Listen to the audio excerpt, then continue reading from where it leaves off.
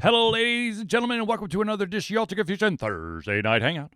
Dude, it's Thursday night, which means we're here on the Altered Confusion podcast Dun, doing dun, the things dun. with the people. And the people love us. Well, some people love me. I'm not sure about the rest of us. Touche, sir, touche. Anyways, ladies and gentlemen, I, of course, am your host, Charlie, and I'm joined once again by the prolific comer himself, Zealeus. Salutations. Salutations, sir. Ladies and gentlemen, this is the Thursday Night Hangout. This is a weekly show for you where we take your comments, your topics, and questions and try our best to cover them with you during the show. If we sadly do not get a chance to get to your question, your topic, or your suggestion, we will cover it in the next episode. Now, if you haven't, up to this point, given us your question, your topic, or your item for consideration, you could drop it in the chat and we'll try to add it to our conversation for today. So without further ado, ladies and gentlemen, let's get into it now. Some of you may have noticed there was a story on NPR. I know it's National Public Radio. It kind of scares a lot of people when you hear that the very monotonous droning on of those individuals who are the reporters for NPR. But there was a story recently about this fan who created a kind of like Mario Brothers Battle Royale game. And of course, Nintendo comes out and goes, no, you can't do that. And then within a couple of years, Nintendo comes out with basically the exact same thing. So my question to you, ladies and gentlemen, is what is your feeling, or how do you feel when you see a fan pour in their blood, sweat, and tears and their heart and soul into a fan-made project? It gets shut down, and within a couple of years, the official version of what was made by the fan has been released by the developer. I mean, the question is how much of the fan-made game did the developer actually decide to spiritually borrow? Mm-hmm. I mean, it could be a hypothetical situation for all we know where this game was already being developed by the developer. Now, I do think if the game was stopped in the wholesale, Nintendo was like, ooh, this is a great game. I think we're going to basically rip off this entire game. Then I would say Nintendo's a naughty dog in that case. But I doubt that we'll ever know those answers for sure as far as the origins and was the 100% of the impetus behind it, this fan-made project, or was there already inklings going on in the ether of developer brains? Well, I mean, technically, you could say that anything was already in production before someone came up with the idea, because at this point, no idea is truly 100% unique. I do feel, I don't know, like I understand, I love seeing fan projects. I'm a huge supporter of fan projects. And I really don't like it when the developer comes down and basically pisses on a fan's dreams. Now, that being said, I think that I have a little bit more leniency when it comes to fan projects that are not in the same medium and also are not making money. I want to clear that up. Yeah, money is where it always becomes a little bit finicky. But why should... I don't know, but there also comes a point where why should Nintendo, in this case, let's say they ripped off this other company's idea, Yep. Why should they be able to turn tail and rip off another person's idea for a game and use that? Why is that not just as protected of intellectually as a product of a, let's just say Zelda, for instend? It's because they own the IP. I'm saying, but why is that? Should that, I guess maybe that's a better way of putting it, should my idea of a game that I came up with be just as protected as the IP? And I'm talking about the ideas behind the game, the concepts. If that was ripped off, shouldn't that be just as protected as the IP? Well, I think if you're looking at it that way, I think that you're then looking at I hate using this analogy, but basically you're looking at what happened to a Twilight fanfic, and that, of course, is Twilight fanfic turned into 50 Shades of Grey. But that somehow ended up working out and making them. True, but they also true. didn't explicitly use Well, it in used the to, 50. it had vampires and werewolves. They just took that part out and just added a little more of the saucy naughtiness, I guess. But when it comes to the thing is, the reason why I say I'm a little bit more lenient when it goes to different mediums. So let's say that you're a huge fan of Zelda or Mario or whatever, and you decide to make, I don't know, a comic book or a fanfic story, something like that. That, to me, I don't know. I'm more on board with that. When you, and I would hope that would give the developers a little bit less of a creep out factor. Now, of course, Nintendo is notorious for anything that touches our IP, we're gonna shut it down, even if it's good. One of the main ones is a Hero. What was it? Hero of Time, which was a fanfic Zelda movie, which was really good. I mean, yeah, there were some rough spots, and you could definitely tell it was on a shoestring budget. But at the same time, it was good. But Nintendo goes, no. So I think the other reason why I'm a little bit more lenient, and I hope that other IP owners are as well, is that when you go into a different medium, so with a video game, like, oh yeah, well, we were coming up with that for years. That was just our secret project. We saw how much the fans liked this version, so we decided that we'd stop this dickwad and we'd make our own. But if it's more of like a story or like a TV show or something, I think that you could show more originality, I guess. If you're it's also not competing directly with the original genre, exactly, and that's probably part of the issue too. Exactly. I think if you're trying to make your version of a Mario game or a Zelda game, I think that obviously you want people to understand that that's where your heart's at, but you want to also make it enough of your own that you don't get shut down. Well, I think you also see now, like taking for instance Mario. Yep. How many? Back in the day, it's like Mario was just in Mario Brothers, right? Yep. So if you created, I'm just throwing out a random genre. If you created a fighter Mario game at one time, that would have been very unique to the video game realm, right? There was not a fighting Mario game, but now Mario's in basically every genre you can imagine of Nintendo games. Exactly. So it's also a little bit different where now it's really hard to make a unique Mario encounter on a video game because it's so prolific. Same thing with Zelda. Zelda's been in so many of these different genres. So I think that maybe has also changed that. I mean, it hasn't because Nintendo's always been this way. Yeah. But for being able to be like, okay, well, it might compete with it because now Mario's in everything. Right. I mean, is it if it turns out that Nintendo, stole the entire idea of this person, it is a dick move, but at the same time, they're holding all the cards.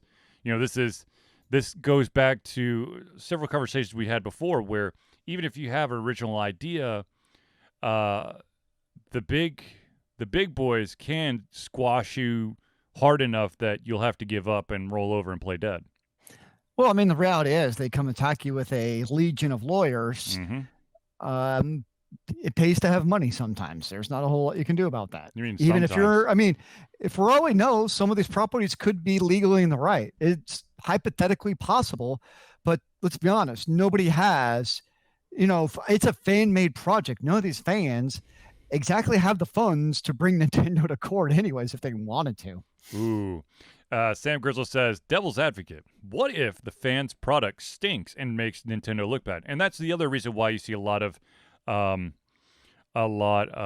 companies come out and squash fan-made projects or mods that are unlicensed because they make the property look bad or they make people believe that the product has gone bad.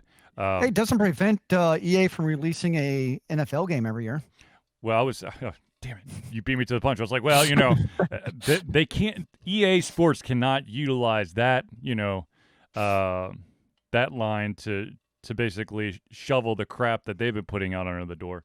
I do agree. I think from a developer perspective, that is a strong argument in their favor. What's of also being able to put the kibosh on fan-made products. Well, it's also following the same logic. That's another reason why there's been such a pushback with backwards compatibility, because is when you allow, especially when it comes to software backwards compatibility, when you allow for your game to exist, be able to be played on that software emulator, if things go wrong, people are going to think that the developer is in the wrong, not the creator of the emulator.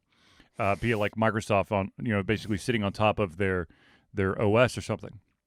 So that's why there is a hesitance to update and to allow your games to have a back catalog for backwards compatibility, because you don't know what's going to happen with like the newer technology. Hell, go find yourself a DOS-based game, install it on your PC, and then run it, and then watch the craziness occur, because it's insane. Isn't that like most games that are coming out nowadays anyways? Yes. But I'm just saying that if you were to play like an old school game, it's like you're playing on 60 speed going fast forward, because there's no cap on the old games. So like, the actions and the rendering and all that stuff is just basically being spewed as fast as possible. Well, of course, there's always the publicity perspective in that, if you go to a lot of conventions, like you would always see fan-made art, right? Like on T-shirts and posters and other things, obviously all unlicensed. But I think a part of that's the volume, right? If you're just kind of doing your volume at conventions, I think that's a little bit different, which actually was kind of interesting to me, because Dragon Con, yep, they did all of their vendors booths online. And that can always been one of my perspectives, like, it's just at the booth, not a big deal. But now all of that content of basically is fan-made, obviously unlicensed materials, now available to purchase online at basically dragoncon.com, which was always kind of interesting to me. So is that still available, or they've already taken that down? Because it's still online. Because I would assume, to be safe, I as a vendor, if I were a vendor who was creating fan-made stuff, I would only allow for my inventory to be available for X amount of time, and then would remove it. Well, I would think also there's probably like some kind of like unspoken agreement almost between like the not the vendors, but the actual conventions themselves, the organizers, and the IPs, that like no harm, no foul almost kind of deal.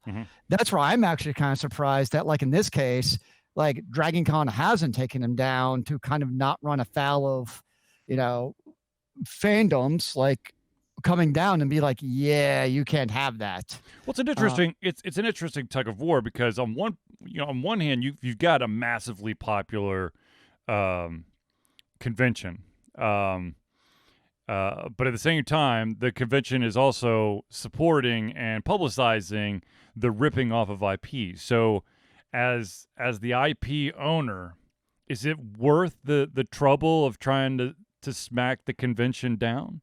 Because I think you would get a lot of that. You would get a lot more, like, a convention the size of Dragon Con probably would have some teeth if it were to come down to a legal battle. Well, and I think, that's kind of a lot of, at least specifically Dragon Con, the way I would look at that is they're also very much, it's a fan service in a way where, you can go buy this really cool Firefly artwork to keep Firefly in the hearts and minds of people. So I think that's part of it, where a lot of these kind of genres, it kind of keeps people going and interested in it. So actually, I was just looking online, and it looks like it finally has ended. Okay. So that was about 2 weeks ago. I remember I looked, and it was still active. You could buy stuff, but that you go there now, and the virtual marketplace is closed. Smart. Yeah. So, I mean, it's definitely, and it seems to be like, it's more so the digital content that you're selling like on your website year round. That seems to be where they're going to come down on you. Right. Versus, if you have a small marketplace, My guess there's probably kind of some like back of the napkin, like, okay, if you're selling this much product, we're not going to say anything. But if you're trying to sell your shirt at Target, that's a little bit of a different discussion. Right. Agreed. Yeah. Yep. So to kind of just like go back and wrap this bad boy up. Look, I am all for fan projects. I love them because it truly shows the passion. Hell, I'd much rather see a fan project where your heart and soul is into it than a playing to the masses piece of crap that will probably make some money, but you could tell that it's soulless. That's just me though. That never happens, good sir. Well, I know there's someone that most of my friends know in certain circles who that falls squarely on their shoulders, but that's besides the point. Now, I know this is gonna come out of left field, ladies and gentlemen. I know it's gonna be a huge surprise, but Twitch is back in the news for basically Twitch employees are accusing of indifference to harassment and abuse in the workplace. Yay! So basically, this stems around the fact that certain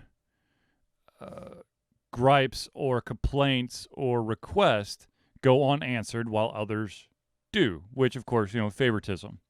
Yeah. There has been a lot of pushback. And just to go in a specific direction here, there's two different cases with surrounding emojis that are available on Twitch. One of them is the raccoon. A lot of African-American streamers are getting abused by the utilization of the raccoon emoji. It's with a negative connotation. Yep. However, back in September was the National Hispanic Month, and Twitch introduced two emojis, one the sombrero and the other one the maracas, and within like a week, they're like, oh my God, it's so insensitive of us. We're so sorry. We removed them. I hope it didn't sting anyone too hard. So so once again, we're faced with this, either you do it or you don't. And for the love of God, man, just, I understand that we're to the point where the thing is, if something is being utilized to harass a segment, a race, and a gender, a orientation, or something, then it probably needs to be evaluated and probably removed. Okay? Now, I understand that there are going to be those asshats out there who are going to campaign for every single emoji, saying that it's illegal or it's detrimental to their religious beliefs or something. Just or their alien mothership gods. But I think that something like this, where it's obvious that individuals are utilizing this as a derogatory, attack upon a very specific subsection of the population, I think that needs to be taken care of. That's just my opinion. Well, I also think in that case, if somebody's being a obviously racist jackwagon, that they should very easily be able to get the ban hammer also. Agreed. And not just by the moderator of that channel, but Twitch do their overall Twitch banning, which I don't actually know how they really do, because obviously that's not hard to do, not easy to do in today's age. If you're humongous, it hurts. But if you're small, you just do alt accounts. Yep. No, that's probably most of the trolls out there. They're, let's be honest, probably young kids just going out there and thinking it's the funniest damn thing. And unfortunately, they probably don't even know what that means. They don't even understand why using the chipmunks even derogatory or offensive. Right. It's one of those things where like, haha, this is funny. And so they all start to do it. And that's, I think, also crappy is I imagine a lot of this is unknowing, just knowing that they're being a jackass, and they just do it because they can, and someone else did it, and it's the whole group mentality thing. I believe the correct terminology, if you want to get scientific, is herd mentality. I don't believe in Herd science. I mentality. believe in the power of my own system, sir. And what's your degree in? My degree is in catism I believe it was biochemistry. in molecular biology. Yeah, sorry, and molecular biology. Anyways, so look, here's the deal. Don't be an ass. Don't be a dick. There, look, I'm. I there are individuals who you could be a total dickweed to. And that is people who understand that you're a total dickweed. You know, basically this is why I like hot seat gaming, because you're all in the same room, and if you're going to be a dick, you're either going to get your ass whooped, or people will be like, that's just Charlie, or that's just Zealeus, and they're going to let it roll. But you can't do that to the general public. Well, so here's a question. So for the popular streamers, I'm thinking those probably making like a living off a stream, big time. Yeah. Is it almost a necessary trait where you have to be able to not be easily offended? Because it seems like if you are, or have thick skin, even if you act like, let's put it this way, you might be able to act like you're offended, but you really actually have to have a thick skin, because there's going to be so many. You're never going to be able to escape the trolls. Like, it's just impossible if you're that popular. So there come like a certain point where you have to have underneath the veneer, you actually do have to have that thick skin, or you lose your damn mind. Absolutely. I mean, you definitely have. If you are a public figure, no matter if it's as a streamer or as a politician or, the CEO of a company or an advertiser, if you are public facing, you have to have a thick skin, because there's always going to be those individuals who are going to try to poke at you, or they're going to nitpick you. They're going to find something wrong with you, and then their joy in life is to try to tear you down to basically a wet, slobbering, a sniffling piece of dung. I'm thinking especially like with streamers though, because like that is their source of income, is their interaction with the community, basically. Well, the other thing with streamers, and of course a lot of the public facing people, is that there is no it's very, very difficult to separate your persona from your real life, or your real person, your real characteristics, your real personality. The thing, if you're constantly, you're trying to be upsetting and a total dick on camera, and that's what brings in the money. Maybe that's totally not you when you're off camera, but so if you're this is the biggest problem when it comes to streamers having to battle between the persona of who everyone thinks they are and who they really are is and I've listened to a lot of streamers out there. One of the biggest things is they don't always have their A game, but they have to get as close as possible. They cannot show weakness. There are a ton of people out there who get burnt out, and there are a lot of people who have to have several different types of medication and therapy and stuff because of the constant abuse. No one is bulletproof. No one is 100% bulletproof. It does not happen. They may appear to, but there's always going to be something that gets under their skin, and it's one of those things that it just, hopefully you can find a way to kind of just keep sweeping it away, but at some point there's going to be an accumulation, and there's going to be they're going to crack. The latest example, or I guess one of the later examples that has come to be, is there is a YouTuber that's been around for a long time. Her name is Jenna Marbles. Very unique individual. She finally, I think, has completely 100% thrown in the towel. Not that she's given up, that she's just decided to move on. She's had so much like vitriol and trolling and all this crap in her life that she decided to move on, which I'm totally okay with. And you also have to remember one of the biggest names in streaming, Ninja, has basically a certain number, X amount of years forecast, and he's out at the end of that culmination of time.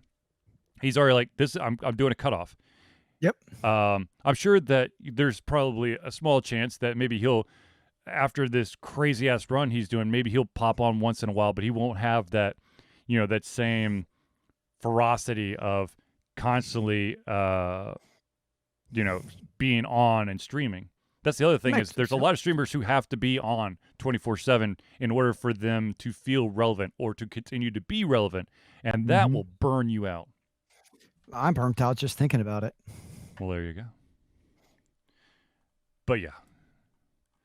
All right, so ladies and gentlemen, let's change speeds for a second here and give some shout outs to some amazing people, supporters of the show. The first one, of course, is the Indie Cluster. The Indie Cluster is an organization of independent game developers that want to gain exposure by being involved in the community. They collectively journey to popular conferences as a traveling booth to help gain attention for their games. They make partnerships in local communities to bring games to the mainstream mindset. They highlight local, unusual, and rare concepts to challenge the paradigm of the common. They also host events to teach kids and minority groups about game development to hopefully one day enter the industry themselves. Once again, Indie Cluster is a great organization. We've run into them several different conventions. If you're an independent developer, you need to see if the Indie Cluster is going to a convention near you. They are more than willing to help you out to help get some love and support towards your projects. Very nice. The next one is Hero Chiropractic. Hero Chiropractic is a unique healthcare practice set up by Ryan Moore, the company's focus to elevate a patient's experience of freedom, create expression, and joy. They believe that everyone can be a hero and has incredible heroic potential inside themselves waiting to be unleashed. Hero Chiropractic focuses on mobile chiropractic care in the greater Atlanta area. They are committed to healing clients by creating a plan of action uniquely suited for each person. They make that plan of action as convenient and affordable as possible, and most importantly, suited to your individual needs. As I've stated so many times, Hero Chiropractic has been my chiropractor for 3 or 4 years now. He is now the chiropractor for my son. So that says something if I'm not only getting adjusted by him, but I'm also my child being adjusted by him. So, Hero Chiropractic, go check it out. Now, ladies and gentlemen, a huge fan of the show and supporter of the show, Craig Campbell, is the creator behind Nurburger Games. Nurburger Games is the game design imprint of award-winning RPG designer Craig Campbell. Craig has done a whole bunch of RPG design freelancing in the past. Several years ago, he dove into designing his own RPGs. Now, Nurburger Games has multiple RPGs and is showing no signs of stopping. Nurburger Games endeavors to create games that explore corners of the RPG landscape that haven't been explored, or haven't been explored very often. These games forgo dense gaming mechanics in favor of lighter rule sets that allow players to focus on telling fun, engaging, memorable stories. And if you've paid any attention to any of the times that I've reminisced about Nurburger Games, you would know that last part, allowing players to focus on telling fun, engaging, and memorable stories, that's the part that I do or remember the most, because all I do is memorable stuff. It might not be fun in the end, but it was definitely memorable. You just get the rest of us killed, you jackwagon. No, it's usually I try to help everyone out. I don't kill everybody, but I end up killing myself. Just for those who are interested, his latest Kickstarter, Good Strong Hands, is still currently in the kickstarting phase. There's still 14 days to go. There's currently 228 backers, and the original goal of $3,000 has now achieved over $10,000, which means that a new stretch goal has been unlocked, and that is character playbook PDFs. Ooh. Fancy. Okay, we need to get up to 2. Actually, So he did get over 200. He needs 200 book backers. People, we to need to get get on the this. upgraded hardcover. Yeah. Get this Will the done, reprints son. run for the hardcovers for higher quality? The premium Kickstarter exclusive will have a leatherette cover with a foiled stamp design. I'm in for that one already. So, For the upgraded hardcover? yeah, the exclusive hardcover. Nice. Yeah. Hell yeah. But yeah, definitely anything that Nurburger Games makes, you're going to want to, at bare minimum, check out. And I'm almost 100% sure you should just go ahead and donate to it because it's going to be good. Yeah, it's going to be good. Now, finally, the last one is our stomping ground, which thankfully has gone back into service. But unfortunately, I'm not allowed to go out there until the COVID is completely gone. That, of course, is Battle and Brew. Battle and Brew is Atlanta's first and oldest gaming bar and restaurant. Opened in 2005, Battle and Brew had a very modest menu, a few beer taps, and focused heavily on gaming. Now they have grown to encompass so much more. They pioneered geek trivia in Atlanta and remain the hardest trivia in town. They have upgraded the menu from only a few items to all your bar favorites and some soon-to-be favorites. They've expanded the gaming and kept everything top of the line. They've taken a good place and made it a great place. A place where the staff listens to your desires and suggestions. A place where you and your friends feel like you're at home. A place where everyone knows your game. Where is this home exactly? It's in Sandy Springs. Ah. Right outside the perimeter of 285. Interesting. Indubitably. All right, so ladies and gentlemen, Requires a visit. we did our shout-outs to our friends. Now let's do some other shout-outs. So the first thing is, ladies and gentlemen, every single year for the past 8 years, this will be our 9th year running, we have participated in something called Extra Life. Altered Confusion is proud to say we have been fundraising for Extra Life for the 9th straight year. Extra Life is gamers doing what they do best to help sick and injured children at their chosen Children's Miracle Network hospital. The money we raise through Extra Life will go directly to our chosen Children's Miracle Network hospital, which of course is Children's Healthcare Atlanta, as unrestricted funds. This means that the hospital decides where and how to spend the money to ensure the dollars you raise make the biggest impact in the lives of the kids they treat. So if you have the capacity to donate, please go to extra-life.org and search for Altered Confusion. Or if you're watching this on Twitch, it is in the bar. It's in the panel below the video. You could click there, go to the Extra Life page, or you could just go to www.alteredconfusion.com and there's a donate button on the left-hand side. Now, ladies and gentlemen, if you do not have the ability to donate to Extra Life at this time, it's okay. The actual donation period doesn't end until January. If you want to get in on this action, it's not too late. All you got to do is go to extra-life.org and you can sign up today. You can get a bunch of buddies to help you out. There are a lot of people out there who basically tag team so they can get the entire 24-hour game-a-thon down and not kill themselves. Or you could be like crazy old me and do, for the 9th year straight, doing at least 24 hours straight of gaming and then losing my effing mind the next day. But I love it for the kids. Start with, sir. Touche. But anyways, so yeah, Extra Life, extra-life.org. I'm a huge supporter, especially since I'm playing for Children's Healthcare of Atlanta, which of course I've gone to several times when I was growing up, and now my kids have gone there. My nephew, my niece, basically family members all over the place have gone there. So I want to show my love and support towards that organization. Nice. All right, so ladies and gentlemen, changing pace just a little bit.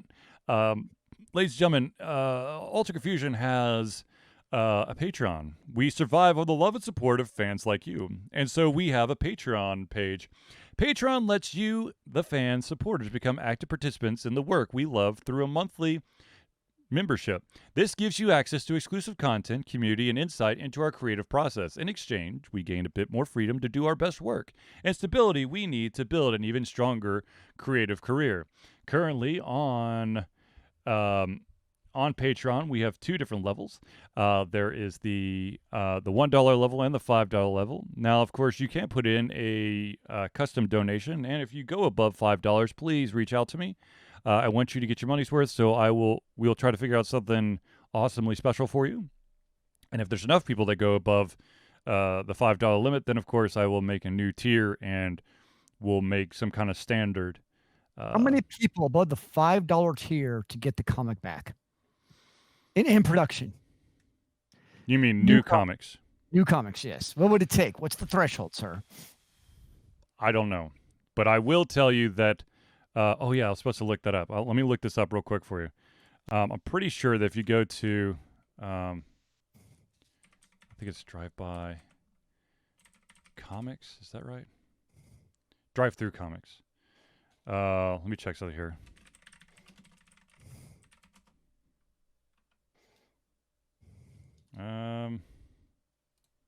Maybe I didn't actually publicize it. Log in. Zealeus just reminding me that, let's see here. My account. Notification. Good Lord. 19. Oh. It's because this is linked with my, with my, drive-through RPG. Ah, there you go. So it's like, it's capers. I'm like, oh yeah, that's me. I guess I didn't ever actually, due to the current overgoing fraud attempts using fake publisher accounts, we have put in place 30-day payment holding for, okay. Are you on a hold? What? Oh, I never made the, so if you want Altered Confusion, Webcomic Volume 1, it is not made public just yet. But I did have it for $8. So I haven't officially released it, apparently.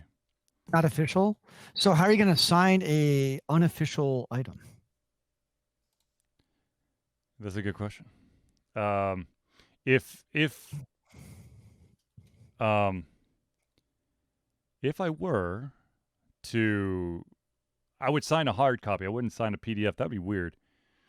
You can sign it digitally. Yeah, I want to put my real John Hancock on there, okay?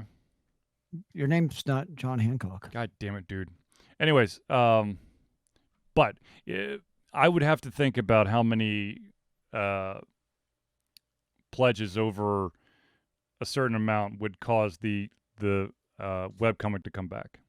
Because it'd have to be a pretty big number. And I also have to get my acting gear on a bunch of other stuff around Altered Confusion. So I do not have an answer for you. Now, ladies and gentlemen, of course, if you do not feel like you want to support us on a monthly basis, but maybe you want to give us a financial support of a one-time deal, there, of course, is the PayPal route. If you're watching us on twitch.tv/AlteredConfusion, in the panel below the show, you will see a Donate Now button. That goes to our PayPal account, which, of course, it's a one-time donation, and all money that is raised by Patreon and PayPal go straight to helping Altered Confusion pay the bills, which for the vast majority of the bills right now, because there's no conventions happening, is basically just hosting our podcasts.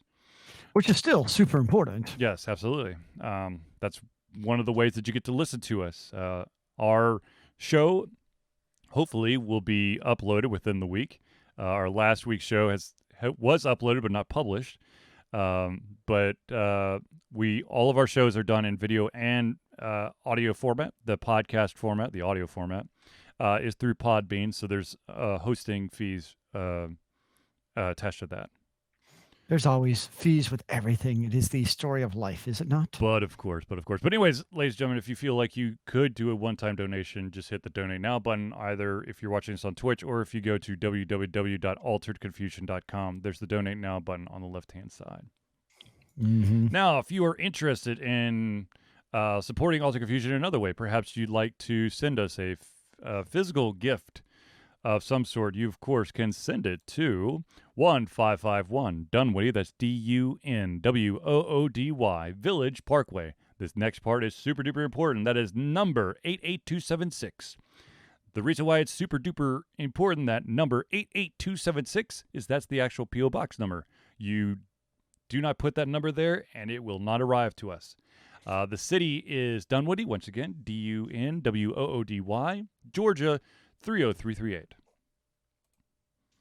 And I will be fully honest with you. If you have sent something in the past, month or so, I apologize. I have not been back to the P.O. Box in about a month and a half. I have. Who I probably sent you is flat. I've unfortunately, the last couple times I've gone to the post office, it's been a hell of a journey. I just do not have 2 hours to wait in line because they're basically not putting any of the boxes in the oversized things. They're handing them out. You have to bring in your damn slip. Oh, so it's not like it. Oh, I gotcha. That's insane. Yeah, because I used to just go in there. They'd give me a key, and I'd use the key to unlock the oversized box. But of course, COVID, they're not going to just give me a key. You got to get it through the post office, the actual post office. So I can't even go after hours to do it. That's not in the cards.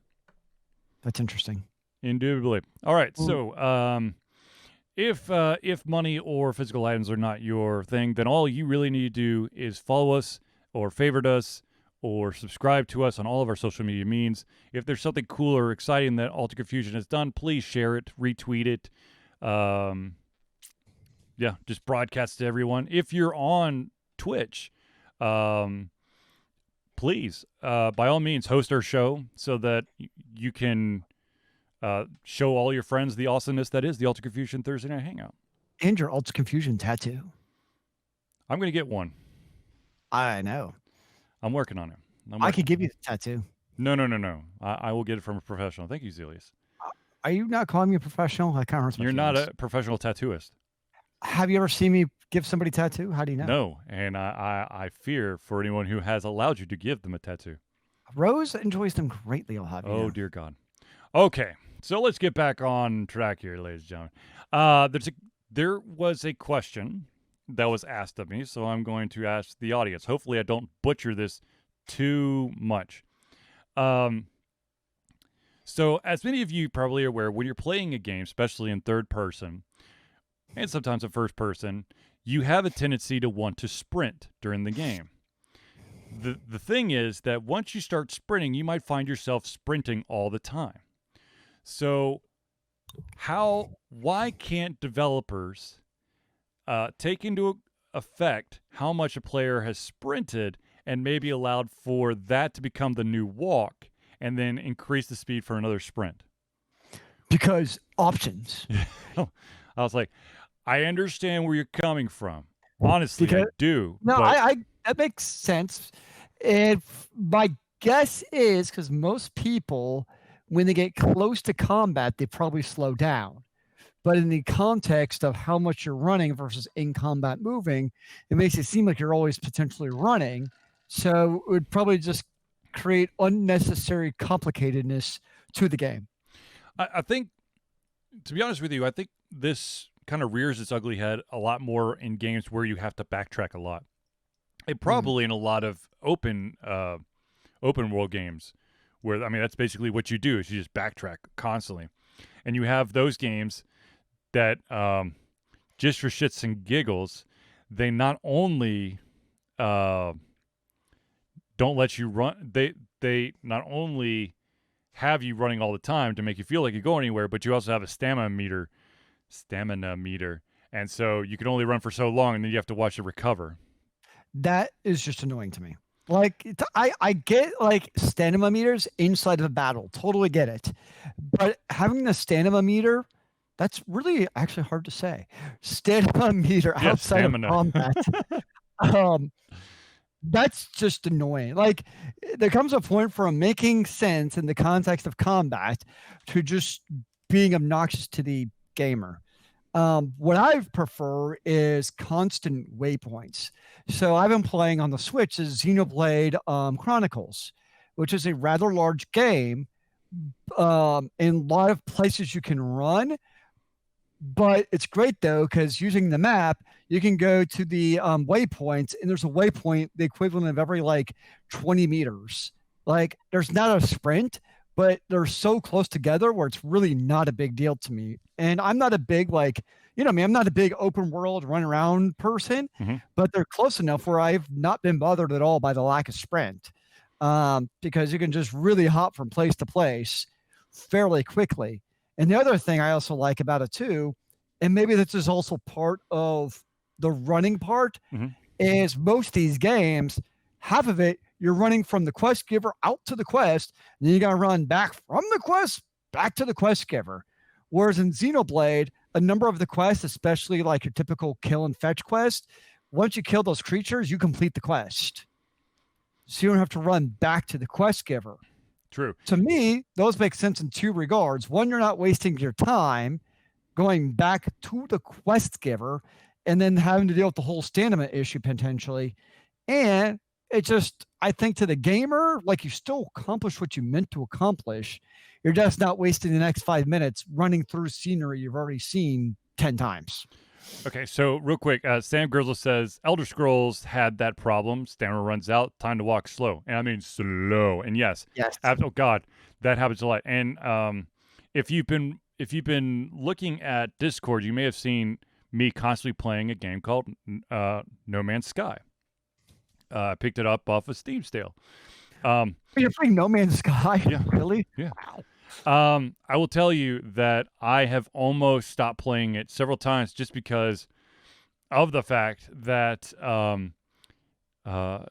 here's the thing. So you've got stamina, but you also have a run toggle. So you don't hold down the key, the shift key. You just hit the shift once and you start running. So you could accidentally start running when you don't need to, and then when you really need to, you've already run out of stamina, so you're dead. Oh, that's stupid. Yes. I really wish in the open world games where, especially if you're trying to get from point A to point B, and you have Fallout has this, hell, a lot of games have this, where they have the ability to kind of view the surroundings, and you can kind of pinpoint something in the distance. You have the ability to basically toggle on the ability to like flag something, right? So that it's constantly on your HUD, your head-up display. I wish that there was basically, for lack of a better term, an autopilot where as long as you don't run into crap, you could just walk that way and busy yourself doing something else, inventory management or something, just so you're just not constantly holding down the sprint until you can't sprint anymore, then wait for the stamina to come back, and then sprint, and then run for... I want to multitask during the monotonous, this is 800 units of measurement away, and there's not going to be anything between here and there, but I'm gonna be a dick, and I'm gonna make you constantly just make sure that you walk in the correct direction, and also, God forbid, there's a slight too much of an incline, which will, even if you're walking, will knock your stamina down in No Man's Sky.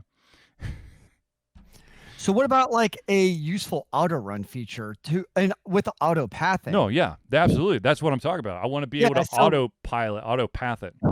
That actually screwed me up in Xenoblade because you have the auto run feature. And when I first started using it, I thought it was auto pathing. And so I'm like, is this the dumbest game ever? No, it turns out Zealeus is the dumbest person ever, and didn't realize you just run straight, not auto to your next quest. Does it run into walls? Oh yeah, no, it just goes straight. It just, wherever your character is aimed, you're going forward. That's my kind of game. Oh no, but the thing is, I understand the logic behind this question. I mean, yes, there are points where, especially when you're getting near the end of the game, and there's just you're trying to wrap up those last couple quests, but of course they're spread out like all over the place. And you're just like, I want to get here to go there. There is literally nothing between here and there because I've killed everything except for the final boss, which is behind that door. But I'm not going behind that door. So for the love of God. In MMOs, it makes sense to me. Like multiplayer, What's the second M? Am I losing my brain? Massively Wow, multiplayer. thank you. Wow. Yes, I'm losing my brain. Massively multiplayer online role-playing games. It makes sense for not automatically go to your next point. Like, I get that. Like, you want players to see it over and over. And let's be honest, pay for that subscription. Yeah. But it's a single player game. Like, come on, throw me a bone. Like I understand that, yes, there's the what do they call it? Procedurally generated environments. So there's always something new between point A and point B. But really, just give me the option to like toggle off the sightseeing and let's just get from here to there so I can go mine the extra copper I need to build, I don't know, a windshield or something. Well, that's what's so great about Hades is there was no fluff. It's just boom, go in, kill. Boom, go and kill. There was no lollygagging around. The only times that you sort of lollygag is when you're going between floors, and if you hit one of those areas that have like special events, or if you've paid enough gems, they're like the healing rooms. Yeah, but the irony of that though is like because those battles were so intense that those were actually like welcome little reprieves. Yes. Like You're a like, room oh, where thank I'm not God. gonna give myself I carpal tunnel. can breathe. It's not like, oh God, look at this. This is gonna be a pain in the ass. I'm gonna die again. But yeah, no, yeah. I need to get and play. I need to play some more Hades. The unfortunate thing is my kids have like, they've been playing a lot of Lego. God dang it, Lego Marvel superhero Lego Marvel superheroes, and so they don't know what a save point is. So I can't exit out of the game because like, but this isn't where the game was before, Dad. Yeah, I get that. But I mean, you know, like I said, I did successfully go through the entire thing, and I definitely am willing to go back through it because that's the game for me. But speaking of games, for me, I ran in by accident. Stupid Steam decided that it needed to restart with the latest update, and when it did, it popped something up on my page, my curated page, and it looked so interesting that I had to take it out for a spin and buy it. And that game, of course, is the Solitaire Conspiracy. What? So it literally is, how do I describe this? It's a kind of like a secret agent hacking game that you utilize. So it's not a solitaire game. No. You utilize a lot of the solitaire, the basic, component of solitaire, which you're trying to get your ace and then 2, 3, 4, 5, 6, 7, 8, 9, 10, 9, 10, Jack, Queen, King. But for this one, what they have is they've got different levels, and the different levels have different, they call them teams, and these teams, every single team has like a different effect for their Jack, their Queen, and the King.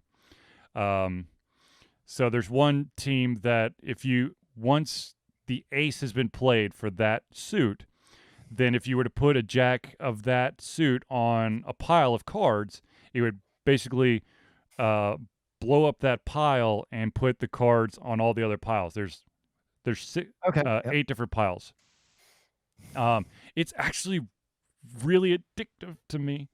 Nice. I was like, oh yeah, I'll play a couple rounds and yeah, I think I played about like 15 rounds of it, and I was like, oh shit, this is interesting. There are certain teams out there that you utilize, and I'm like, I've got to get rid of them without ever using their powers because they're gonna dick me over. Because I don't understand. I mean, I can understand some, like one of them, if you put it on the pile, it will sort everything so that the biggest, the highest value card is at the end of the pile, which sucks because you always want the lower end of the pile. But I can understand that, just sorting things out could, in the long run, help you out. Interesting. So it's a very interesting game. I highly recommend you check it out. And that's called The Solitaire Conspiracy. The Solitaire Conspiracy. It's what I need is another game, sir. Exactly. Now, I still got plenty of time. So there was a bit of news that came out about a one-time crossover from two hugely successful graphic novel series, and that, of course, is Lock and Key Yes. and Sandman. Ah. Lock and Key is a phenomenal. It's a phenomenal graphic novel, and But of how course, was the movie, TV show? look, I got hooked into another show at the same time, so I need to go back and watch Lock and Key. I watched like the first couple episodes. I was like, okay, yep, this is staying pretty true to the source material. But that being said, Lock and Key is a phenomenal series, but there's also a series out there called The Sandman, which of course is Neil Gaiman, who is just a big ass name in his own right. It's a classic. Lock and Key is created by Joe Hill, which is also Stephen King's son, and a gentleman by the name of Gabriel Rodriguez, who those two guys, when they put their minds together, awesome. But they're going to do a crossover between Sandman and Lock and Key, which I want to see how this is done, and I'm sure that this is probably going to be a one and done type of thing, because I don't foresee a long story arc. But I'd be very interested in seeing this come to fruition. Is this something that you think you will probably be interested in? Oh God, yes. If the ability to pre-order was available to me, I would have already done it. That's how much I love Sandman, and I love Lock and Key. I own all the hard covers of Lock and Key, and I own all the digital copies of Sandman. So I don't know what it is, but there's just something about graphic novels I just can't get into. Like, I've tried and I want to, but for some reason they just don't quite wrap me in. Like, I'll read like the first book and be like, yeah, that was interesting, but then I just never think about it again. I don't know why. well, for me, I usually I can't read. When it comes to graphic novels, I can't do issues. I need to do collections. If I do issues, then I will follow the path of Zealeus. I won't be able to keep up with it, because the way that I read graphic novels or comics in general, I blink and I'm done, because I don't know. I just get in the zone and I read and I look, and then poof, it's gone. So unless it has, it's a collection, like, the first 15 issues, then I'll probably be like, oh, that's a cool thing, but then I'll never go back to it. It has to be collections, and that's with Lock and Key. There's all the hardback ones that I have. They're all collections. The series was done way before I finally got the final book. But yeah, no, I can't do single editions. I got to do the entire thing. You have to get it all, man. I need to get in huge bite-sized chunks. And because of that, there are some amazing graphic novels that I should make a list and recommend them out, because there are some phenomenal ones, of course, Lock and Key and Sandman, but there's a bunch of other ones that were very thought-provoking, and I can't think of all of them off the top of my head, so I don't want to try to say any right now, because then I would be pissed that I forgot. I mean, that's how I am, like, with novels, like, where I'm reading, like, whenever I'm looking at my next fantasy or sci-fi series, I'm always looking at something in, like, at least a 3-book trilogy of a couple hundred pages each. I don't want none of those single book standalones, with rare exceptions, but I'm always looking at the next epic series, basically. Call me Ishmael. All right, Moby Dick. No, the thing is, I'm in the same boat with you, Zealeus. The only time where I usually try to see how many more chapters. I call each book a chapter of the story. Okay. There is. Now, of course, if it's like a brand new author that just came out, I may hopefully be able to keep them on my radar. If it's interesting enough, I might actually pick up the book, but the chances of me continuing to go back to said book or said series is probably minimal. For the most part, when I get a series, it has to already be like completed. With a rare exception of one I recently. So there's a series I read probably about 2 spring breaks ago. Mhm. And I really liked it because the first book, it's basically the story of an assassin from like the evil side. Mhm. And it's basically a trilogy about that, but only one of the books was out. Ah. So like, oh, once the next 2 come out, I have to read them. Mhm. So that's like one series I've actually kind of kept track of to order the next 2 and 3 books. But that's definitely not the rule for me. For the most part, I'm looking at a very finished series, so I'm not having to go back and remember to like finish it because chances are I'm not going to if I do that. Agreed, and that fortunately or unfortunately happens to me as well. I mean, there are some exceptions to the rule, or there's books that are based or that a lot of people recommend. If you like this kind of book, then you'll like this book, and that's what usually suckers me into like the not as developed series Yeah. where they only have 3 books and I literally blink and I'm done. And I'm like, okay, seriously. Or you run into those books where you're like, you're still trying to write the same damn story over again and change the location. And that's, it's Madden all over again. Oh no, not the Madden. Not to, and I really hate saying this, but there's an author out there who I love her work, but in her one of the series that she was writing, hopefully she's done with it. I felt like she basically fell into the Madden hole where she wanted to continue the series, but literally it's the exact same fucking story every single time. They just change the location of the battle. Yeah, I know that story. And that's definitely an issue in fantasy books. You can like you'll read some series where it's like, wait, this was only going to be like 2 or 3 books. It ends up being like 10. Yeah. Well, And it kept the thing is, there are some times where you get such a such a following for a specific character, a specific series, that you kind of fear killing them off or stopping and trying to do something different because you're at that point you are you're beholden to your audience, and your audience wants more of whatever the name of the book series you're doing. And so sometimes you sell your soul to the devil and basically make crap just to keep the character alive. And this one, he has to sell his soul to the devil to save this girl. But by the end of it, it turns out the girl was the devil and the devil tricked him, but he tricked the devil, so he got his soul back. So everything's back to normal, but it was a crazy book. yeah.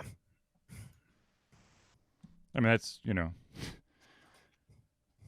But that being said, going back to the crossovers between Lock and Key and Sandman, would love to see that. Can't wait for it. Now, if I had like a super duper crossover that I would love to see, I don't know why, I don't know how, but for some reason, I would love to see. How do I phrase this? I want to do basically, hell, one of the series that I would love to see happen is 2 animes. And of course, there's been a fan-made video, a music video of putting them together, but I would love to see Cowboy Bebop and Trigun come together. That would be awesome. That kind of crossover where Spike has to go after Vash would be a hell of a lot of fun. I mean, that would be awesome. But if you want to go really crazy, let's go with gosh,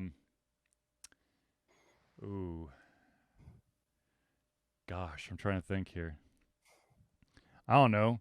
Daffy Duck versus Donald Duck. I don't know why. What the hell? It sounds like you're basically talking about Kingdom Hearts now. How about this? How about Big Brother from BioShock versus Pyramid Head from Silent Hill? No?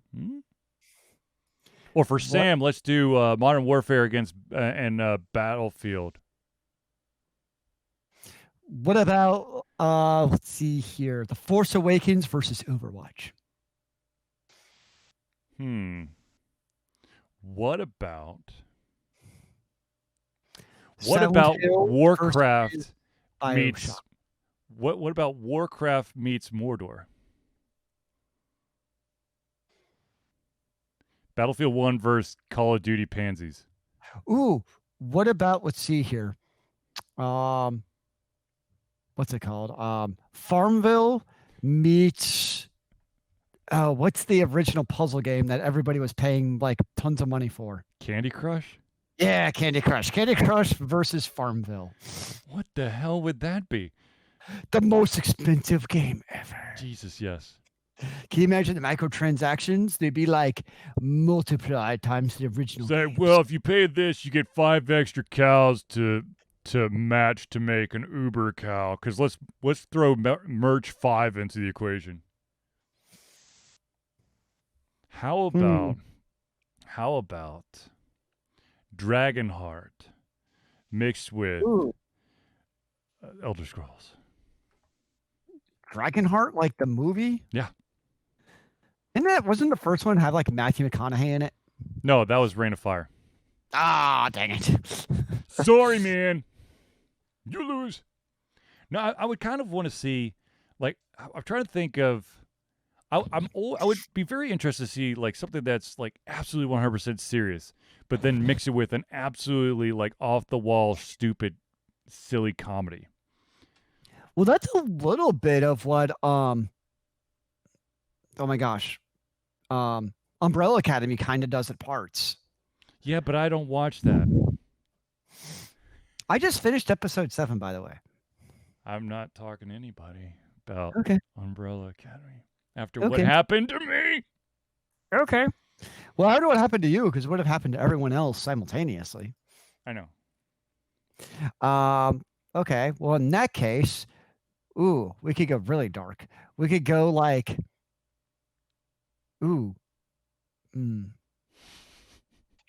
Shawshank Redemption meets Orange is the New Black. Okay. That'd be like going Green Mile meets the Orange is the New Black. Yes.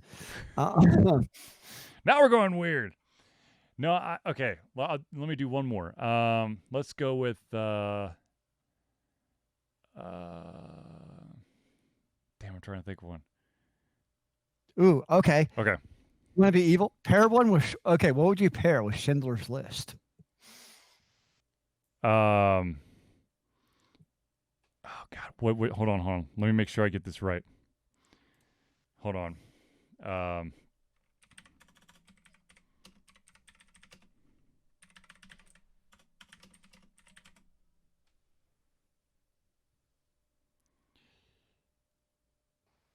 It is Are you looking up something online? Yes. I want to make sure I get the title right. That's why I'm because I don't want to get this wrong. Because this would be slightly bad if I got it wrong. So uno momentos, por favor, people. Let's see here. Blah blah blah. Let's see here. Is this the one?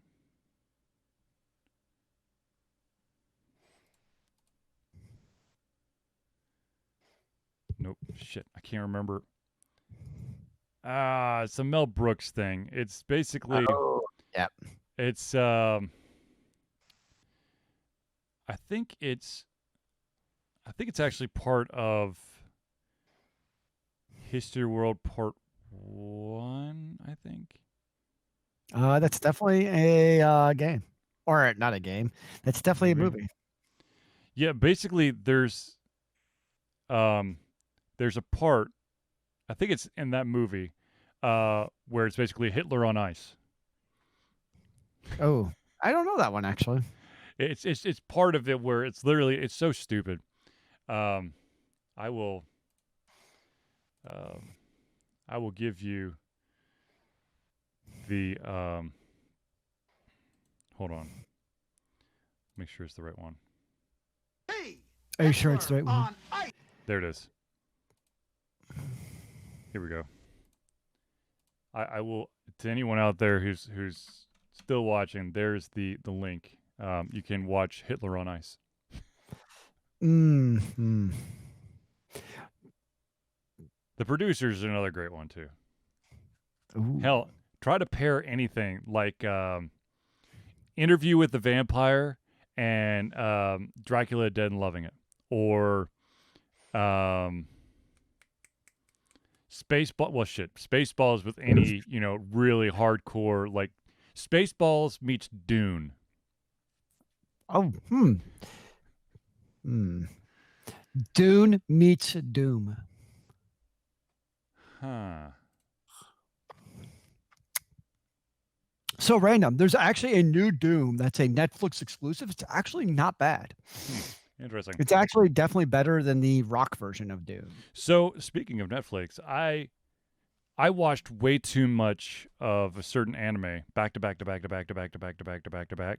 the point where there was like a video that I didn't know was playing through my headset, and I didn't have my headset on, but I just kept hearing these tingling bells, which is basically in the anime I was watching. The tingling bells, the sound of this, or kind of like a warning that this mother effer is going to just fuck something up. And so I started freaking out, started breaking in a sweat, going, "Oh shit, it's about to go down!" But I'm not watching anything. So is this guy in my house? Did you figure it out? Was he in your house? Was he in your basement? No, it was just, like I said, it was a video playing on my. It was an ad that was playing on a page that was in the background, and it was just playing lightly through my headset. That would have been great, like if he was in your. Oh my gosh, dude, it scared the crap out of me. Which, by the way, ladies and gentlemen, I highly recommend watching the anime Bleach, which is a phenomenal anime. But holy shit, did I watch too much of it? I mean, hell, I watched everything that they had off Netflix. Bleach is an older anime, isn't it? Yeah, it is. Let's see here. How many episodes of Bleach are there? Let's see here. 2004 is when it started. I love how... Hold on. There we go. I don't think they have all the episodes of Bleach on Netflix, but basically it's 5 seasons, which puts it at episode 109. 109 episodes. And yes, I watched all of them, damn it. And they were all excellent. Oh, well, some of them were fluff. But I mean, every series is fluff. It's like, let's remind you about how this person got here, even though he's not there anymore, but we need to fill some time. So let me tell you a story about this guy's background that's not going to have any relevance in the next 3 episodes, but it's good to know right now because then you think, aha, I know what's going on. And then we'll smack you upside the head and go, nope, you're wrong. Or you could just go to the bookstore and buy like all 72 editions of the manga. Oh, Jesus. I own the first 13 of the manga. Oh, wow. Manga's something I just can never get into. Well, the biggest problem with manga is that you have to force yourself to read in the opposite direction. That's the least of my worries. I can do that. Well, the thing is, when it comes to when you read a lot of comic books and you've got your certain way of reading, and you basically have to flip everything for manga, be it the way that you open the book and also the way that you read from right to left, and then also if like there's like half panels and it's not all just like uniform, it gets a little bit confusing and you have to slow down because you're like, But still, manga, amazing. Anime, amazing for the most part. Though I've just started watching an anime recently, or now that I've finished with all the Bleach, and I have to scratch my head going, okay, seriously, how many freaking animes or TV shows or movies for that matter revolve around 2 warring nations that they utilize armor, vehicles or mechs or whatever, and there's this reluctant guy who doesn't have a chance in hell of doing anything, but somehow there's this mysterious other robot mech vehicle that he magically is the only one who can utilize, and now he's the hero that could turn the tide of battle. Hell, you could do that. You could apply that to Bleach in a way. There's not a ton of anime. I mean, that's like all the anime. It's like, I don't think I can fight. I want to fight, but I don't have the power to. And it's like, here's something that might help you. And then all of a sudden it's like, holy shit, I don't want to fight, but I have to save these people. So I become reluctant. And then I end up being the savior. Oh, the reluctant hero. Oh, yeah. Just give me the hero who wants to be totally badass and take names. I think that's Alucard from Hellsing. Or Deadpool. But I think we're now brushing into the area of anti-heroes. Yeah. Who knows? All right. Real quick, I know that we're out of time, but I do want to mention that the Monster Hunter movie has finally given you a teaser trailer if you're interested. And they have reportedly continued to stand by their being released in theaters only in December. Which I think that they will crumble and they will put it on videos on demand service by December. If it actually comes out in December. Yeah, I would imagine it's still. I mean, if Mulan's released digitally, I imagine that's the future of everything. Yeah. Agreed. So, anyways, ladies and gentlemen, I love the fact that Zealeus tried to mute his mic so he could sneeze, but he forgot to mute his mic when he sneezed. Anyways. All right, so ladies and gentlemen, I think we've reached the end of the show. So without further ado, ladies and gentlemen, thank you for tuning in to the Altered Confusion Thursday Night Hangout. For myself, Charlie, and Zealeus, it's been a pleasure giving you everything on our heads, our mouths, and of course, our hearts. We'll be back next Thursday for another Altered Confusion Thursday Night Hangout. Remember, kids, keep on gaming in the free world. Amen to that, brother.